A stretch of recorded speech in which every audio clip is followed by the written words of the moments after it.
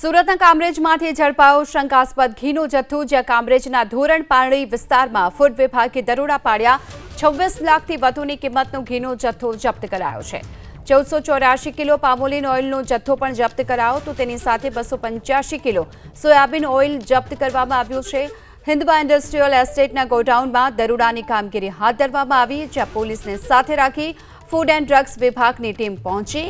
લાયસન્સની જગ્યા કરતા અન્ય સ્થળે આ ફેક્ટરી ચલાવવામાં આવતી હતી। ઘીના સેમ્પલ હાલ તો લઈ લેવામાં આવ્યા છે અને તપાસ માટે લેબોરેટરીમાં મોકલી દેવામાં આવ્યા છે।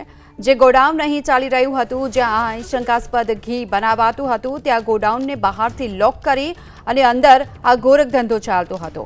હાલ તો શંકાસ્પદ ઘીનો જથ્થો જે મોટી માત્રામાં મળી આવ્યો છે તેના સેમ્પલ તપાસ માટે મોકલી દેવામાં આવ્યા છે કારણ કે અહીંથી 1484 કિલો પામોલીન ઓઇલની સાથે 285 કિલો સોયાબીન ઓઇલ મળ્યું છે તો તેની સાથે જે ઘી છે તે પેકિંગ ડબ્બામાં પણ મળી આવ્યો છે આ જથ્થો જેને તપાસ માટે મોકલાયો। વધુ વિગતો મેળવીએ સંવાદદાતા ઇન્દ્રમલ આપણી સાથે જોડાઈ ચૂક્યા છે। ઇન્દ્રમલ, કેટલા સમયથી આ પ્રકારે શંકાસ્પદ ઘી બનાવવાનું આ કારખાનું ધમધમતું હતું? કોના નામ સામે આવી રહ્યા છે?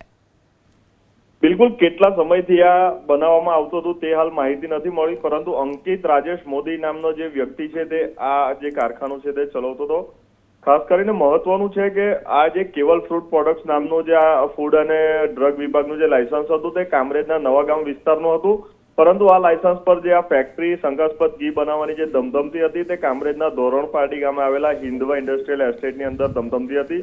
જિલ્લા એલસીબીને માહિતી મળી હતી કે અહીં કોઈ ગોરખ ધંધા ચાલી રહ્યા છે જેને લઈને ફૂડ વિભાગને સાથે રાખીને આ દરોડા પાડવામાં આવ્યા હતા। ઘટના સ્થળેથી 35 ml, 100 ml, 200 ml, 500 ml અને 1 લીટરના જારમાં પેકિંગ 5157 લીટરનો જથ્થો છે તે ત્યાં મળી આવ્યો છે। એટલે લગભગ કહી શકાય કે 5 ટન જેટલું ઘી શંકાસ્પદ ઘી તૈયાર કરેલું મળી આવ્યું છે। ઉપરાંત ઘટના સ્થળેથી 1485 કિલો પામોલીન ઓઇલ અને 285 કિલો છે તે સોયાબીન ઓઇલ પણ મળી આવ્યું છે।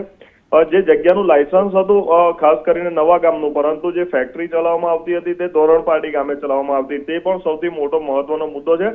અને આ આખો ગોરખ ધંધો છે તે ગોડાઉનને બહારથી લોક કરી અને ત્યારબાદ અંદર ગોડાઉનની અંદર આ કામકાજ ચાલી રહ્યું હતું। જે બાતમી મળી હતી અને જેને લઈને ફૂડ અને વિભાગ દ્વારા છે તે આ સ્થળ પર દરોડા પાડવામાં આવ્યા હતા। હાલ તો ફૂડ વિભાગે તમામ જે રેડીમેડ શંકાસ્પદ ઘીના જે જાર પેકિંગ હતા તેના સેમ્પલ લેવામાં આવ્યા છે। પામોલીન ઓઇલના, સોયાબીન ઓઇલના તમામ વસ્તુઓના સેમ્પલ એકત્રિત કરી અને પૃથ્થકરણ માટે મોકલવામાં આવ્યા છે અને આ ગોડાઉન હાલ પૂરતું અત્યારે છે તે જ્યાં સુધી રિપોર્ટ નહીં આવે ત્યાં સુધી આ ગોડાઉનને હાલ છે તે સીલ કરી દેવામાં આવ્યું છે।